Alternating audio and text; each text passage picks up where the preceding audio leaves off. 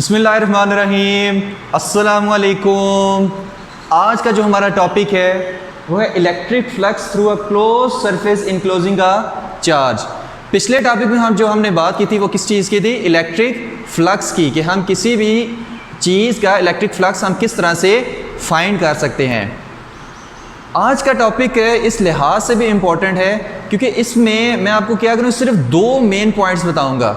अगर वो दो मेन पॉइंट्स आपको याद रह जाएं तो कोई भी अगर क्लोज्ड सरफेस हो और आपको कहा जाए कि उसका फ्लक्स निकालें तो आप आराम से उसका फ्लक्स निकाल सकते हैं।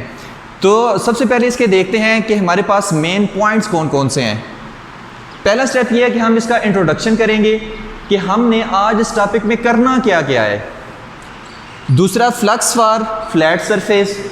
तीसरा, how to calculate flux for close surface. चौथा पॉइंट जो हम डिस्कस करेंगे, vector area for close surface. पांचवा जो हम पे पॉइंट्स में डिस्कस करेंगे वो कौन सा है? कैलकुलेशंस। किसकी कैलकुलेशंस कौन सी है? तो पहला पॉइंट है हमारे पास इंट्रोडक्शन। जैसे कि टॉपिक में है, क्वेश्चन का जो आधा आंसर होता है वो उसकी हेडिंग में ही होता है। Heading electric flux through a close surface enclosing a charge. अब क्या है हमारे पास, ये देखिए क्या है, एक बॉल है। अब ये बॉल क्या है? क्लोज सरफेस है। बॉल क्या है? एक क्लोज सरफेस है। अब मैं क्या करूँगा कि अगर मैं इसके दरमियान में एक चार्ज रख दूँ, इसके दरमियान में एक चार्ज रख दूँ तो उस चार्ज से क्या होगी? अगर वो हमारे पास पॉजिटिव चार्ज है तो उससे क्या होगी? इलेक्ट्रिक फील्ड लाइंस बाहर की तरफ आएंगी, और जब बाहर की तरफ आएंगी तो क्या होंगी? इस सरफेस एरिया में से गुजरेंगी। जब इस सरफेस एरिया में से गुजरेंगी तो यही तो हमारे पास फ्लक्स है कि जब इलेक्ट्रिक फील्ड लाइन किसी सरफेस एरिया में से गुजरती हैं तो इसी चीज़ को तो हम फ्लक्स कहते हैं। और वही फ्लक्स हमने इस क्लोज्ड सरफेस के लिए कैलकुलेट करना है कि अगर फर्ज करें हमारे पास एक क्लोज सरफेस है, हमारे पास क्या है? एक क्लोज सरफेस है और ये दरमियान में क्या पड़ा हुआ है? Q charge, positive Q charge. और इससे हमें पता है कि इलेक्ट्रिक फील्ड लाइंस बाहर की तरफ निकलती हैं, और अगर बाहर की तरफ निकलती हैं तो ये हमारे पास क्या है? ये सारा ये सरफेस एरिया है। तो इस सरफेस एरिया में से जब ये इलेक्ट्रिक फील्ड लाइंस गुजरेंगी तो यही तो हमारे पास फ्लक्स है कि electric field line passing to any certain surface area is called flux, electric flux. तो ये क्लोज सरफेस के लिए हम कैसे इलेक्ट्रिक फ्लक्स निकालेंगे वो आज हमने इस पूरे टॉपिक में देखना है। उसे देखने से पहले एक और चीज़ देख लेते हैं। हमारे पास जो पिछले टॉपिक में हमने निकाला था फ्लैट सरफेस के लिए, phi E is equal to E dot A. हमारे पास ये कौन सा फ्लक्स था? किसी फ्लैट सरफेस के लिए फ्लक्स था। फर्ज करें हमारे पास अगर ये एक बुक है तो बुक हमारे पास क्या है? फ्लैट सरफेस है। पूरा ये वाइट बोर्ड हमारे पास क्या है? फ्लैट सरफेस है। तो ये जो फार्मूला है ये फ्लैट सरफेस के लिए है, ये क्लोज सरफेस के लिए होल्ड नहीं करता। फ्लक्स फॉर क्लोज सरफेस, आज हमने जो कैलकुलेट करना है वो फ्लक्स फॉर क्लोज सरफेस है। अब हमारे पास क्लोज सरफेस के लिए फ्लक्स का फार्मूला नहीं है, लेकिन हमारे पास फ्लैट सरफेस के लिए फ्लक्स का फार्मूला है।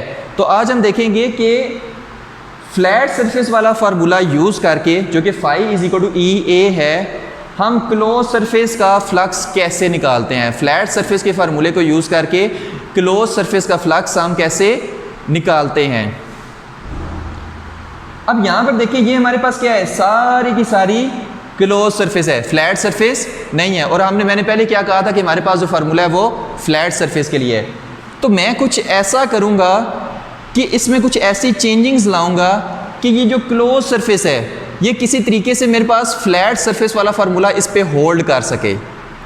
तो मैं क्या करूँगा कि ये हमारे पास अगर बॉल है, वैसे तो इसके लिए फुटबॉल की एग्जांपल ज़बरदस्त रहती है, लेकिन क्योंकि फुटबॉल अवेलेबल नहीं था, बॉल ही अवेलेबल है, लिहाजा इसी से काम चलाते हैं।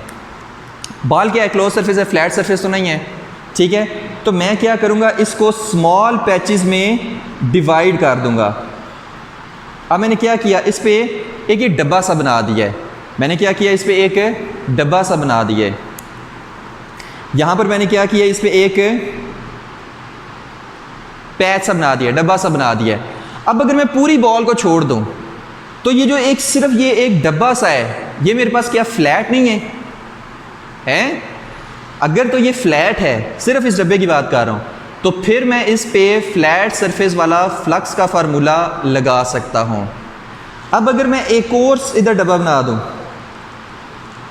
तो ये डब्बा भी क्या है, फ्लैट सरफेस है, इस पे भी लगा सकता हूँ। इसी तरह मैं पूरे इस बॉल को, पूरी इस क्लोज सरफेस को क्या करूँगा, स्मॉल पैचेस में डिवाइड कर दूँगा।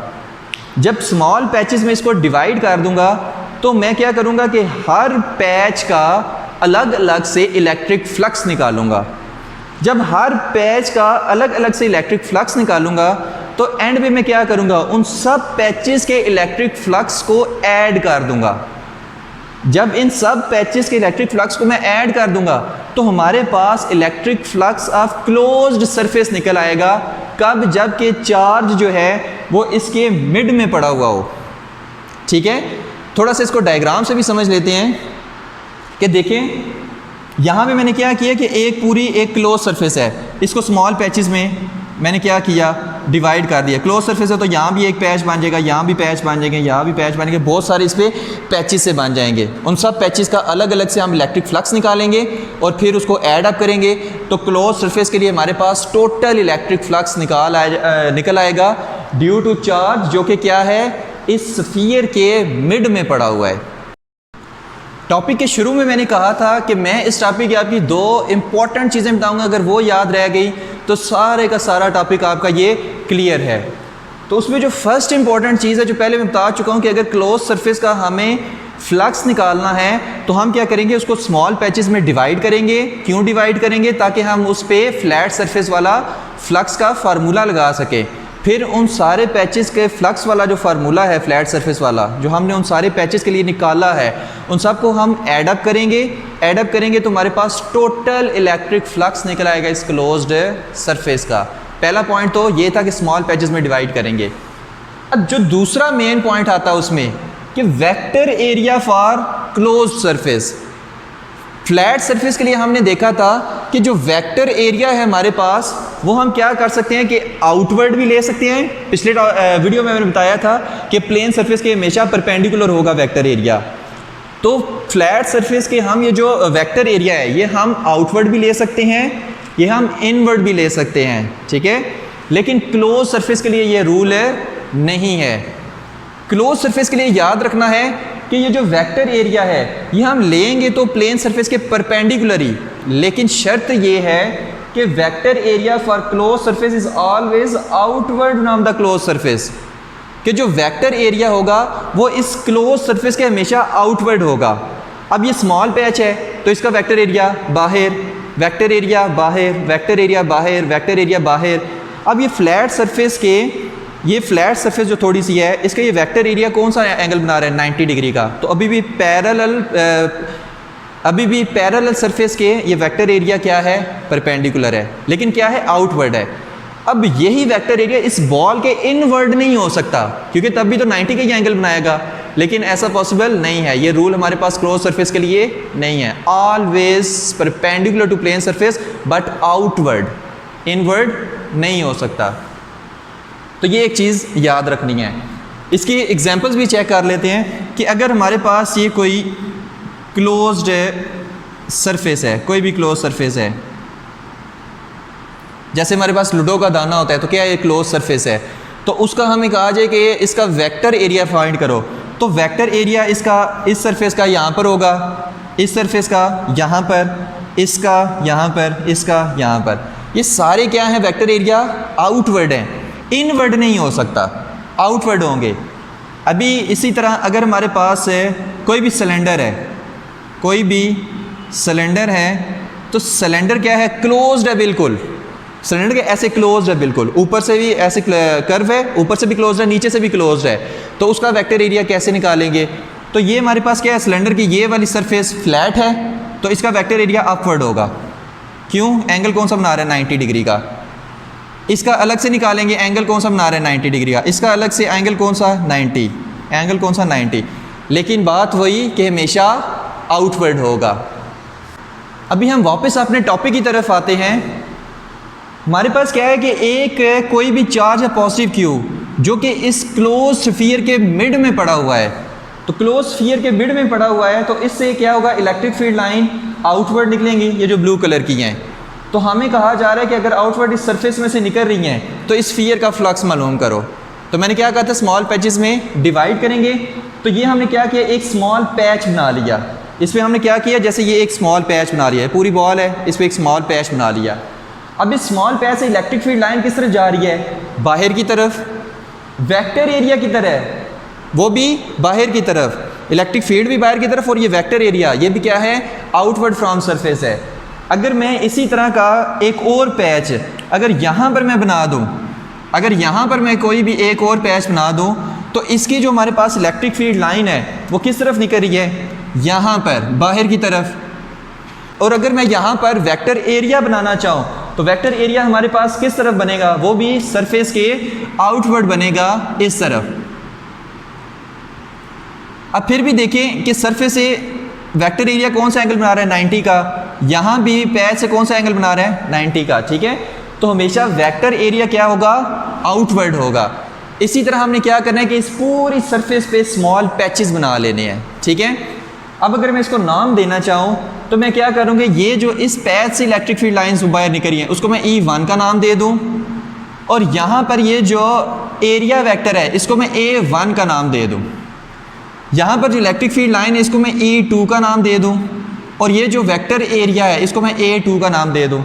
इसी तरह बहुत सारे मैंने क्या किए, पैचेस बना लिए, लेकिन यहाँ पर सिर्फ 2 ही बना लिए। हमने इस पूरी सरफेस पे पैचेस बना लिए।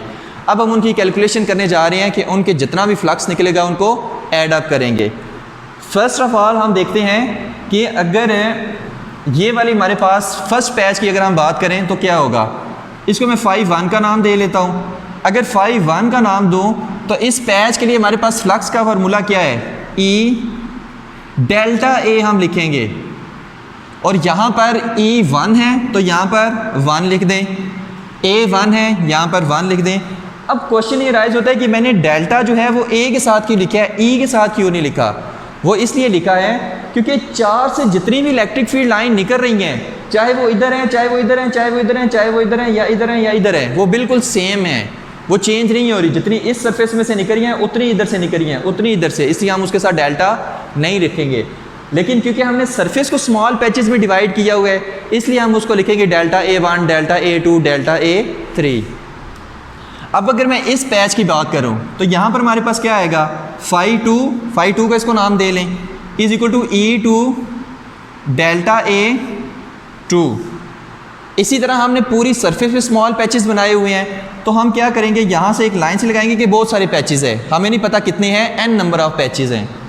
phi n is equal to En delta A n, कि बहुत सारे एरियाज़ हैं उसमें से इलेक्ट्रिक फील्ड लाइन गुजरी हैं, ये बहुत सारे स्मॉल पैचेस इस पूरी सरफेस पे हमने बना दिए हैं। अब मैं क्या करूँगा कि इन जितने भी ये जो हमारे पास फ्लक्स निकले हैं स्मॉल पैचेस क्योंकि फ्लैट सरफेस होती है, तो उसको हम क्या करेंगे, अब ऐड कर देंगे। जब ऐड करेंगे तो हमारे पास टोटल इलेक्ट्रिक फ्लक्स निकल आएगा इस क्लोज्ड सरफेस के लिए। तो इसको हम थोड़ा सा दोबारा कर लेते हैं। यहाँ पर हम क्या करेंगे कि phi e किसके लिए, क्लोज सरफेस के लिए, मैं क्या कर लूँगा कि phi1 plus phi2 and phi n तक ये जा रहे हैं, ठीक है। सारे जितने भी स्मॉल पैचेस के फ्लक्स हैं मैंने उनको क्या कर लिया है, ऐड अप कर लिया है। तो यहाँ पर मैं क्या करूँगा, phi e is equal to phi1 क्या था, E1 delta A1 plus E2 delta A2, और यहाँ पर En डेल्टा AN आ जाएगा, ठीक है। हमने क्या किया, उन सारे पैचेस के फ्लक्स को ऐड अप कर दिया, क्यों, क्लोज सरफेस का हमने फ्लक्स निकालना है।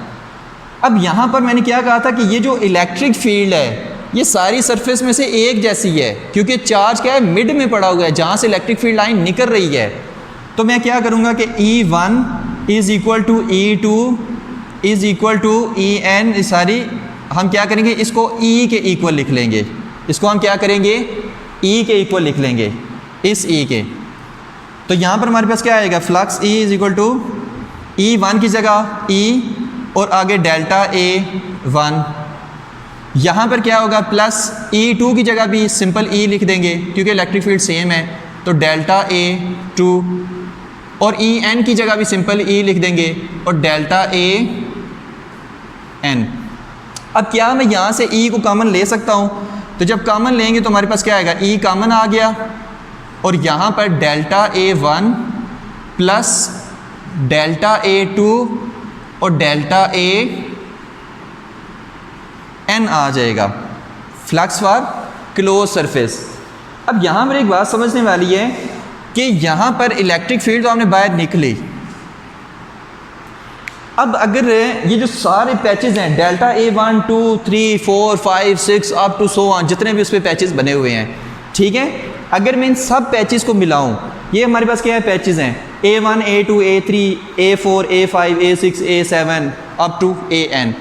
अगर मैं इन सब पैचेस को मिलाऊं तो हमारे पास इस पूरे स्फीयर का एरिया नहीं बनता है, तो मैं क्या करूँगा, इस सारे की जगह मैं स्फीयर का एरिया लिख दूंगा, मतलब कि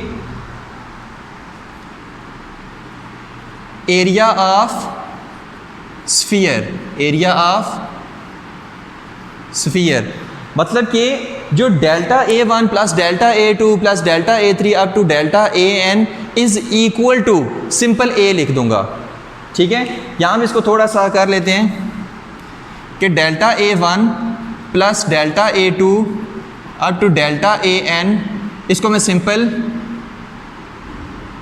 A लिख दूंगा, ठीक है। सिंपल ए इसलिए लिख दूंगा क्योंकि इन सब को जब हम प्लस करेंगे तो स्फीयर का ही तो एरिया निकलेगा, ठीक है। तो हमारे पास एंड पे जो फाई ई हमारे पास आया है वो क्या है, ये चीज़ है। अब इसे हम देखेंगे कि नेक्स्ट जो हमारे पास लास्ट 2 स्टेप रह गए हैं वो हमारे पास क्या हैं। ऊपर से थोड़ा सा हम इसको रेज कर रहे हैं। अब ये जो इक्वेशन है phi E is equal to E। अब एरिया ऑफ स्फीयर, इन सब एरिया को मिला के क्या बनता है, एरिया ऑफ स्फीयर, और उसका जो हमारे पास फार्मूला होता है वो क्या होता है, 4 pi R square. Area of sphere हमारे पास क्या होता है, जैसे area of circle pi R square होता है, इस तरह area of sphere 4 pi R square होता है, जबकि आर इसमें क्या है, रेडियस है। कौन सा रेडियस, ये जो हमारे पास ये रेडियस है, ठीक है। अब यहाँ पर देखें फाई ई को क्या मैं इससे लिख सकता हूँ, ई की वैल्यू हमने फील्ड ऑफ फोर्सेस में पढ़ी थी, E is equal to K Q by R, E is equal to K Q by R square, और हम इसको लिख सकते हैं 1/4 pi epsilon naught Q by R square. ये इलेक्ट्रिक फील्ड इंटेंसिटी की हम वैल्यू पढ़ के आ चुके हैं फील्ड ऑफ फोर्सेस में, तो वही वैल्यू हम इधर पुट करेंगे। तो यहाँ पर मैं क्या लिखूँगा कि 1/4 pi epsilon naught Q by R square. ये क्या है, इलेक्ट्रिक इंटेंसिटी की मैंने जस्ट यहाँ पर वैल्यू पुट की है और कुछ भी नहीं किया, जो हम इसी चैप्टर के सेकेंड टॉपिक में निकाल के आए हैं। और यहाँ पर ब्रैकेट में वही 4 पाई आर स्क्वायर। अब यहाँ पर देखें कि ये 4 पाई दूसरे 4 पाई से क्या हो जाएगा, कट जाएगा, ये आर स्क्वायर इस आर स्क्वायर से कट जाएगा, और हमारे पास जो लास्ट आंसर आएगा वो क्या आएगा, क्यू ओवर एप्सिलॉन नॉट। यही हम कितनी देर से इसी फार्मूले के पीछे लगे थे, इसी फार्मूले को कैलकुलेट करने की कोशिश कर रहे थे। तो यहाँ पर ये हमारे पास फार्मूला किसके लिए है, flux for close surface, flux for closed surface, flux for closed surface. जो हमारे पास phi is equal to E A formula है वो फ्लक्स फॉर फ्लैट सरफेस है, लेकिन phi is equal to Q by epsilon naught, ये हमारे पास flux के लिए फार्मूला आ गया, किसके लिए, क्लोज सरफेस के लिए, अगर हमें फ्लक्स निकालना हो तो। अभी हमारे पास जो लास्ट में फार्मूला आया है इसकी लास्ट एक चीज़ रह गई थी, अब उसको डिस्कस करते हैं कि फार्मूला हमारे पास क्या है, phi is equal to Q by epsilon naught. अब हम देखने लगे हैं कि जो क्लोज सरफेस के लिए फ्लक्स है वो किस किस चीज़ पे डिपेंड करता है। पहली चीज़ हम देखने लगे हैं कि flux through close surface, flux through closed surface, flux through close surface is not